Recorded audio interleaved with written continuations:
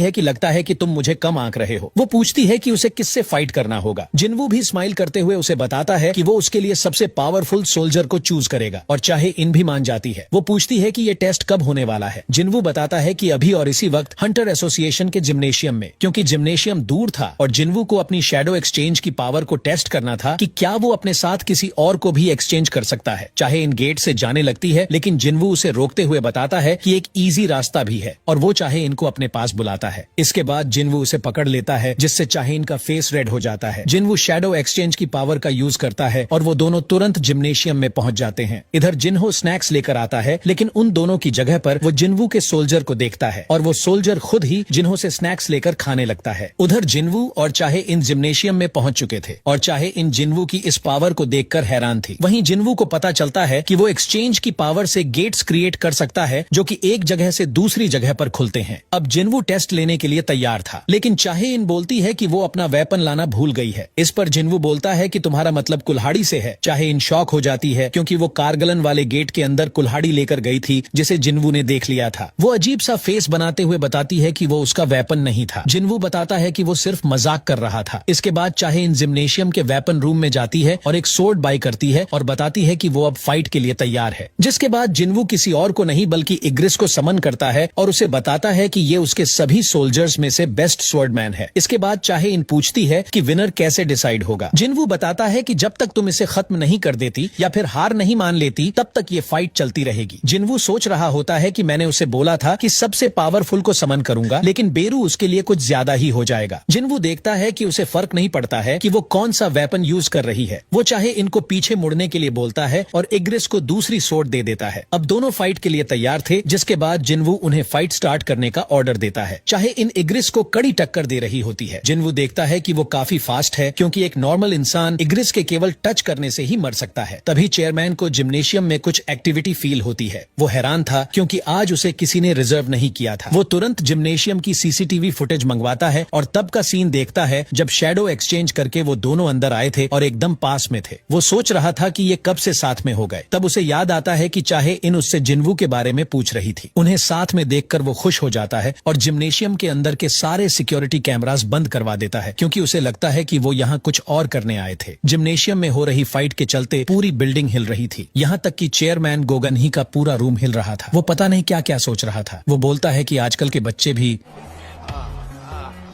उधर चाहे इन इग्रिस को डिफीट कर देती है और वो जिनवू को अपने बेस्ट सोल्जर को समन करने के लिए बोलती है। तब जिनवू बताता है कि तुम उससे हर्ट हो सकती हो। तब चाहे इन बताती है कि मुझे फर्क नहीं पड़ता क्योंकि वैसे भी मुझे उससे दोबारा फाइट करनी है। तब जिनवू समझ जाता है कि वो बेरू से फाइट करना चाहती है क्योंकि एक बार वो उससे हार चुकी थी। जिसके बाद जिनवू बेरू को समन करता है और वो चाहे इनसे पूछता है कि क्या वो सच में इससे फाइट करना चाहती है। जिनवू जानता है कि भले ही शैडो सोल्जर्स मरने के बाद पहले से वीक हो जाते हैं, लेकिन बेरू को केवल हंटर्स को खत्म करने के लिए बनाया गया था। उसने एक किलिंग वेपन की तरह जन्म लिया था। इसीलिए जिनवू को डर था कि कहीं वो चाहे इनको चोट ना पहुंचा दे। अब बेरू जिनवू से बोलता है कि माय किंग, मुझे इस इंसान के साथ क्या करना है। जिनवू उसे बताता है कि तुम्हें उसे हराना है, पर ध्यान रखना कि गलती से भी वो डैमेज ना हो। बेरू मान जाता है और चीखने लगता है। उसके ऑरा को देखकर चाहे इन डर जाती है कि जिनवू इससे फाइट कर चुका है। इसके बाद बेरू फाइट के लिए तैयार हो जाता है और अपने नाखून बढ़ा लेता है, लेकिन जिनवू उससे बोलता है कि उसे अंदर करो, अगर उसे एक खरोंच भी आई तो तुम्हारा जीना हराम कर दूंगा। ये सुनते ही बेरू की फट जाती है और वो नॉर्मल हो जाता है और अपने पंजे अंदर कर लेता है। इस बार चाहे इन पहले अटैक करती है, लेकिन उसके कुछ भी करने से पहले बेरू उसके पीछे पहुंच जाता है, जिससे चाहे इनके फेस में पसीने आ जाते हैं क्योंकि बेरू ने उसके साथ पहली बार भी यही किया था। चाहे इन ये बोलते हुए वापस अटैक करती है कि सेम ट्रिक उसके लिए वर्क नहीं करेगी। वहीं बेरू सोच रहा होता है कि मालिक ने मुझे बिना डैमेज किए हराने को बोला है, इसीलिए वो सोचता है कि उसे केवल अपनी पावर दिखाना है, जिसके बाद वो खुद ही हार मान लेगी। लेकिन चाहे इन उस पर लगातार अटैक करती है और बेरू बिना अटैक किए उसके सभी अटैक्स को डॉज कर लेता है। इसके बाद बेरू चीखता है और उसकी केवल चीख से ही चाहे इन पीछे उड़ जाती है, जिससे जिनवू को लगता है कि चाहे इन हार मान जाएगी, लेकिन वो हार नहीं मानती है। इसीलिए जिनवू पूरी तरह से हैरान था कि ये जानने के बाद भी कि बेरू उससे बहुत ज्यादा पावरफुल है, फिर भी वो फाइट कर रही है। जिनवू जानता है कि बेरू सबसे अलग है। भले ही वो सोच समझ सकता है, लेकिन वो एक किलिंग मशीन है और अब तक बेरू उसे खत्म करने के लिए खुद को रोके हुए है। लेकिन जिनवू ये भी जानता है कि चाहे इनके पास भी फाइट करने के लिए अपने खुद के रीजंस हैं। अब बेरू को धीरे धीरे गुस्सा आ रही थी क्योंकि उसकी डिक्शनरी में होल्ड बैक करने का सिस्टम नहीं था। उसके हिसाब से सामने वाला या तो उसका शिकार होगा या फिर शिकारी। इसीलिए बेरू को चिढ़ होने लगी थी और अब वो भी अटैक करना स्टार्ट कर देता है। चाहे इन उसके अटैक से बचते हुए सोर्ड डांस स्किल का यूज करती है और बेरू पर खतरनाक अटैक करती है, लेकिन बेरू उसकी सोर्ड को तोड़ देता है। लेकिन इसके बाद चाहे इन सोर्ड ऑफ लाइट स्किल का यूज करती है जिसमें उसका बहुत ज्यादा माना खर्च होता है और अभी इसे वो केवल एक ही बार यूज कर सकती है, लेकिन उसकी ये स्किल बहुत ज्यादा पावरफुल थी। वो अब बेरू पर खतरनाक तरीके से अटैक करना स्टार्ट कर देती है जिसे देखकर जिन्वू भी हैरान हो जाता है। लेकिन इस मूवमेंट पर बेरू के माइंड में एक कमांड चलने लगती है और ये वो कमांड थी जिसे एंट क्वीन ने उसके जन्म के टाइम पर दिया था और कोई भी चीज उसे ये कमांड भूलने नहीं देगी क्योंकि ये उसकी इंस्टिंक्ट के अंदर था। और कमांड ये था कि अपने दुश्मन को खत्म कर दो और इस टाइम पर चाहे इन उसकी दुश्मन थी। बेरू के माइंड में क्वीन का कमांड आते ही वो अपनी फुल पावर में आ जाता है। वो अब चाहे इनको खत्म करने वाला था। जिन्वू चिल्लाकर उसे रोकने की कोशिश करता है लेकिन वो फिर भी नहीं रुकता है। बेरू उसे मारने ही वाला था लेकिन तभी जिन्वू तुरंत उसका हाथ पकड़ लेता है। जिन्वू उस पर गुस्साते हुए बोलता है कि मैंने तुम्हें रुकने के लिए बोला था। वो चाहे इनसे पूछता है कि वो ठीक है कि नहीं। उधर बेरू अपने सिर के साथ पूरी बॉडी को जमीन में रखकर जिन्वू से माफी मांगता है कि प्लीज मुझ पर दया दिखाइए, जिस पर जिन्वू अजीब सा फेस बना लेता है। इसके बाद जिन्वू चाहे इनसे पूछता है कि तुम खुद को इतना पुश क्यों कर रही हो, ये सिर्फ एक टेस्ट है और वो भी ऐसे गिल्ड का टेस्ट जिसका अभी तक नाम भी नहीं है और तुम्हारे जैसी हंटर को अपनी लाइफ इस तरह रिस्क में नहीं डालना चाहिए। इसके बाद जिन्वू पूछता है कि आखिर तुम ये सब किस लिए कर रही हो। फिर वो उससे पूछता है कि क्या तुम मुझ में इंटरेस्टेड हो। ये सुनकर चाहे इन पूरी तरह से चौंक जाती है। अब जिन्वू कुछ और बोल पाता इससे पहले ही चाहे इन हाँ बोल देती है। वो बोलती है ऐसा ही लगता है। उसका फेस फिर से लाल हो जाता है और आखिरकार वो जिन्वू के सामने इस बात को एक्सेप्ट कर लेती है कि वो जिन्वू को पसंद करती है। आज की ये वीडियो यहीं पर खत्म होती है।